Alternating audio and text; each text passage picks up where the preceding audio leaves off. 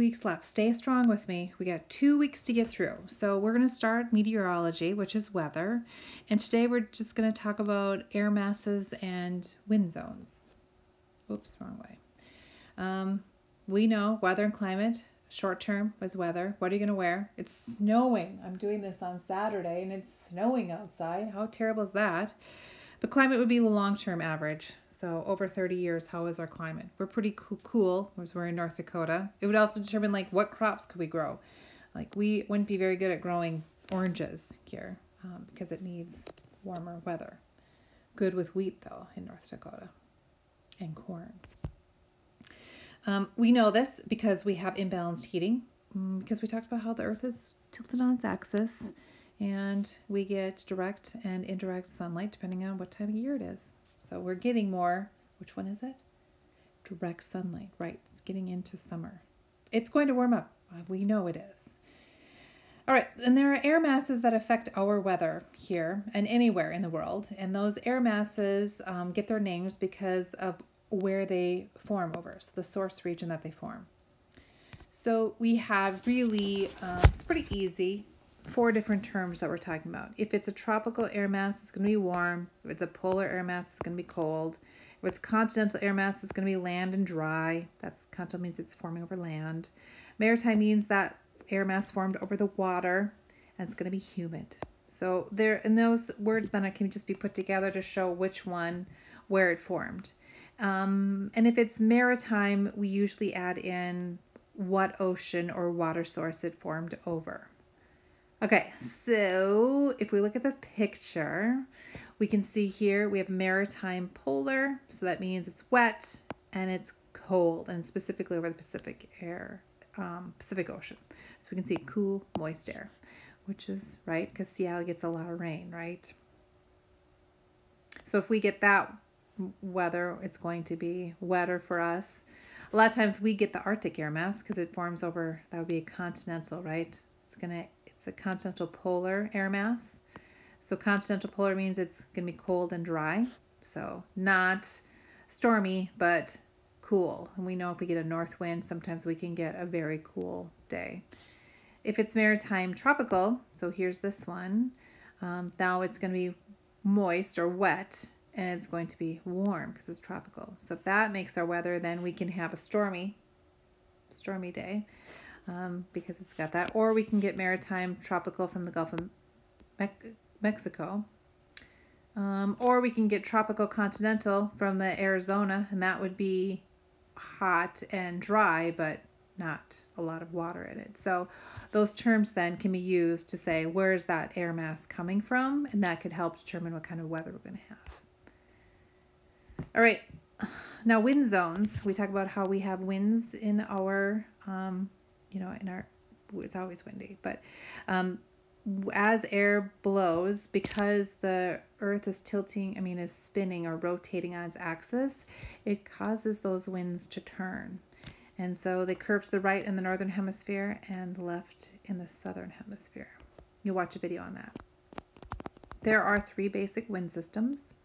So if you're looking at the earth here, we have 90 degrees.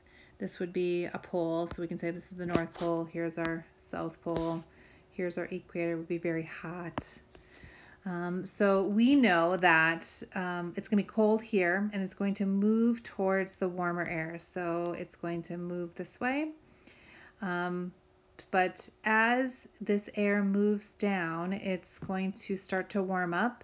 And when air warms up, it becomes less dense. So we make these series of convection currents.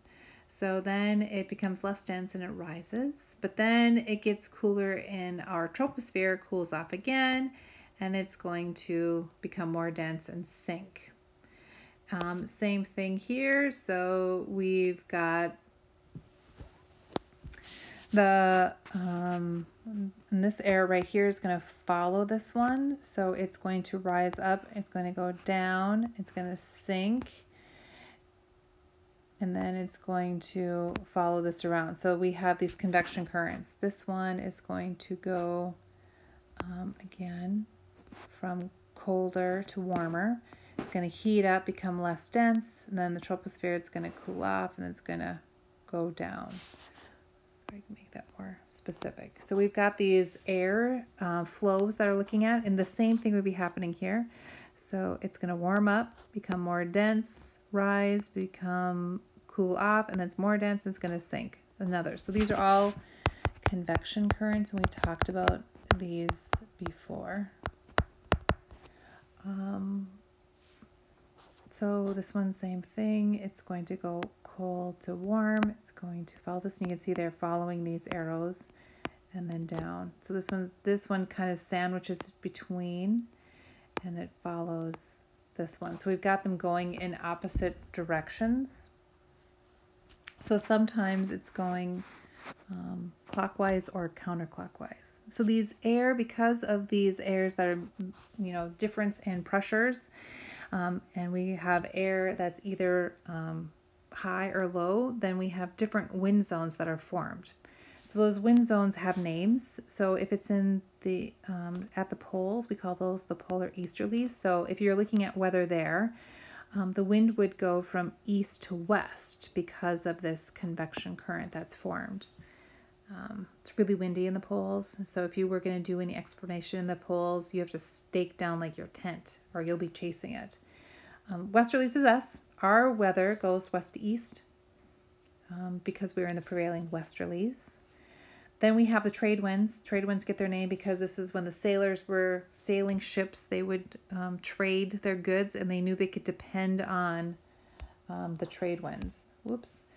But then right where these meet, where we can see we have these arrows that are the same, everything stops. So we have the doldrums and we have the horse latitudes. And that both those places, the wind completely stops, and those ships would get stuck. So the horse latitudes gets their names because they would start to run out of food, and they couldn't afford to feed the horses anymore, and they would throw them overboard.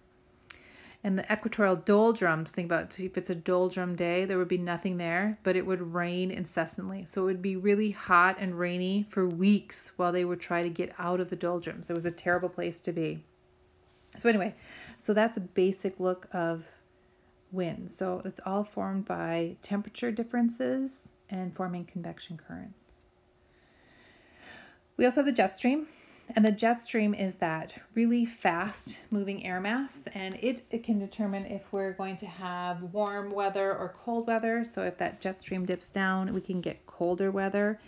And that jet stream moves, and you can see it's a moving line that's there, and it determines what kind of weather we have. It also, if you were flying, you could maybe get there faster because you'd be in that jet stream of air.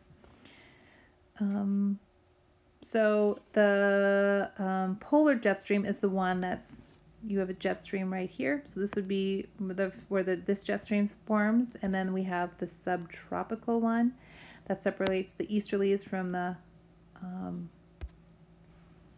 prevailing westerlies. That's there. So we can see right there is where that jet stream is forming, and it can move up and down with that. And it helps determine our weather too. Okay, so this is week 7. You keep working, stay strong.